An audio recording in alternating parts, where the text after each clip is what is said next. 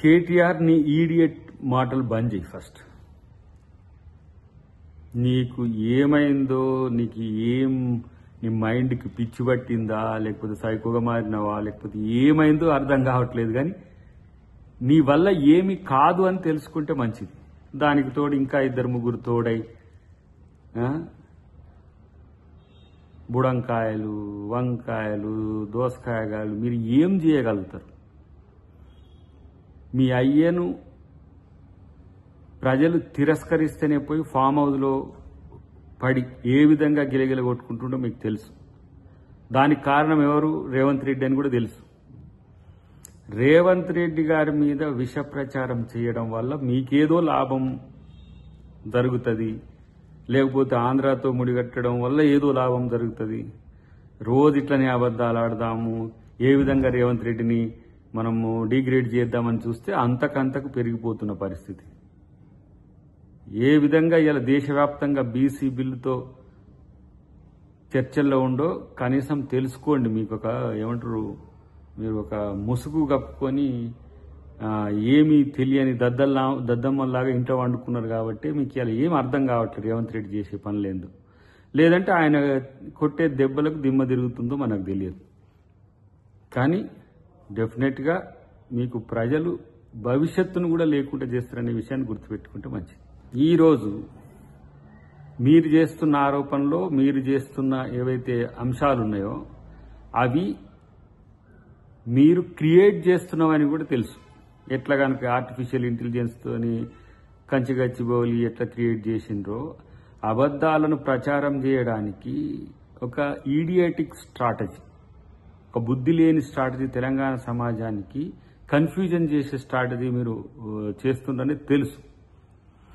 నేనంటున్నా మీ చేత కాదు, కేసీఆర్ చేత కాకనే కామ్గా ఇంట్లో వండుకుండు. 6 నెలలు చూద్దామన్నాడు, సంవత్సరం చూసిండు, సంవత్సరంన్నర చూసిండు. ఇక ఇట్లా కూడా రేవంత్ రెడ్డి గారు దొరకట్లేరు మీకు. ఎందుకంటే ఇన్ని అభివృద్ధి కార్యక్రమాలు చేసిన ముఖ్యమంత్రి ఈ దేశంలోనే ఉండట్లేడు. పైగా ఇప్పుడు బీసీ బిల్లుతో దేశవ్యాప్త చర్చ అయింది.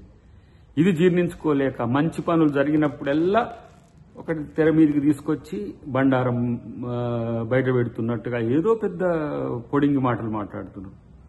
మీరు ఫోన్ ట్యాపింగ్లు ఇరుక్కొని ఫోన్ ట్యాపింగ్ గురించి మాట్లాడతారు. మీరు అవినీతి అక్రమాల్లో కమిషన్స్ ఎదుర్కొని కమిషన్స్ అంటారు. కాబట్టి ఇవాళ 3 4 మీరు ఎంతమంది వచ్చినా మీరు రేవంత్ రెడ్డి గారిని ఏమి చేయలేకపోగా మీ పరువు తీసుకుంటారనే మాట మాత్రం వాస్తవం. నేనంటున్నా ఇంకా బీఆర్ఎస్ పార్టీ మనుగడలో ఉంటది అని ఆలోచించేటోళ్ళంతా కూడా సమయం వృధా తప్పితే మరొకటి కాదు. వాళ్ళని చంపుకుంటున్న తీరు మీరు గమనించండి. పని లేక ఫ్రస్ట్రేషన్లో ఏం చేయాలనో ఎటు పాలుపోక రోజుకు 2 ప్రెస్ మీట్లు, ఒక ట్విట్టర్, ఇంకొక పరామర్శ, ఇట్లా పేరు మీద మీరు చేస్తున్న ఈ యాగి ఏదైతే ఉందో నవ్వొస్తున్నది మిమ్మల్ని చూస్తుంటే. ఈ సో ఏదో ప్రభుత్వంలో ఉన్నప్పుడు ప్రజలతో ఉంటే ఈ గతి పట్టేది కాదు కదా. ప్రభుత్వం వచ్చే వరకు రాజులం అనుకోవడం, అందలం ఎక్కిచ్చినట్టుగా తెలంగాణ ప్రజలు మీకు అవకాశం ఇస్తే అందలం ఎక్కి వాళ్ళని అనగదొక్కే కుట్రలు చేస్తారు. ఇలా శ్రీరంగ నీతులు చెప్తుంటే ఆ రోజు మీరేం చేసిందనే దానికి సమాధానం లేకుండా పోతుండే. కాబట్టి నేనేమంటున్నంటే మీరు మీ యొక్క ప్రవర్తనను మార్చుకోకపోతే ఫస్ట్ మిమ్మల్ని ఎవరు పట్టించుకోరు. మీరు ఇక మళ్ళీ మీ భాషలు మీ వేషాలన్నీ కూడా మొదలైతే మళ్ళీ టీం బి వస్తుంది. ఇక దానికి మళ్ళీ తట్టుకోలేరు. చూసిందా ఇట్లా అంటుండ్రు అట్లా అంటారు. కొంచెం మీ భాషకు మళ్ళీ మాట్లాడాలంటే కూడా విఘ్నత ఉన్న వాళ్ళకి ఇబ్బంది అవుతున్నది. కాబట్టి ఎక్స్పైరీ పార్టీని బతికించుకునే వ్యూహంలో ఉన్నా కూడా లాభం లేని పనికి ఎంత కొట్లాడినా వేస్టే. కాబట్టి ఇవాళ టీఆర్ఎస్ నాయకుల మాటల్ని తెలంగాణ ప్రజలు పట్టించుకోవద్దు. ఎందుకంటే వాళ్ళకు మతి తప్పి గతి తప్పి ఏంటో వాళ్ళు ఏం మాట్లాడుతారో వాళ్ళే అర్థం కాని పరిస్థితిలో ఉన్నారు. కాబట్టి ఇప్పటి నుంచి వాళ్ళని పట్టించుకోవాల్సిన అవసరం లేదని చెప్పి కూడా నేను తెలియజేస్తున్నాను. బీఆర్ఎస్ పార్టీ కేసీఆర్ కానీ, కేసీఆర్ కుటుంబం కానీ, కేసీఆర్ చుట్టూ ఉన్న 100 మగదులు కానీ, లేకపోతే కేసీఆర్కు సహకరించే శక్తులు ఏవైనా సరే బీఆర్ఎస్ పార్టీని ఇక బతికించే పరిస్థితి లేదు. మీరు ఎన్ని అబద్ధాలు ప్రచారం చేసుకున్నా అది గాలికి పోతుంది. ఎంతమంది బయటకు వచ్చి మాట్లాడినా, ఏ రకమైన మాటలు మాట్లాడినా మిమ్మల్ని ప్రజలు తిరస్కరించడమే కాకుండా బండకేసి బాధితే పోయి ఇంట్లో పడిన పరిస్థితి ఉన్నది. ఇంకేదో బతికించుకోవడానికి ఇంకో భాషను వాడతాం, తెలంగాణ సెంటిమెంట్ను వాడతాము అని చెప్పే పరిస్థితే గనక వస్తే ప్రజలు మిమ్మల్ని గమనిస్తలేరనే ఆలోచనతో ఉండకండి.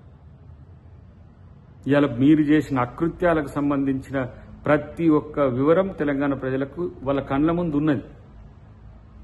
కాబట్టి నేనేమంటున్నంటే రేవంత్ రెడ్డి గారిని టార్గెట్ చేయడానికి మీరు చేస్తున్న వృధా ప్రయాసాలు చూస్తుంటే నవ్వు వస్తున్నది అంతే. కేసీఆర్ వల్లనే కాదు, ఇంకా మీరు ఎంతమంది వచ్చినా, అది కేటీఆర్, హరీషా, జగదీషా, ఇంకెవరొచ్చినా మీరు ఏమీ చెయ్యలేకపోగా మరింత మీ పరువును తీసుకుంటున్నమాట ఫస్ట్ గమనించుకోండి. కనీసం ఇప్పటి వరకున్న విలువ గౌరవాన్న కాపాడుకుంటే మంచిదని చెప్పి నేను హితవు చెప్తున్నాను. అసలైన తొలి వెలుగు. ఫాలో వాట్సాప్ @తొలి వెలుగు official.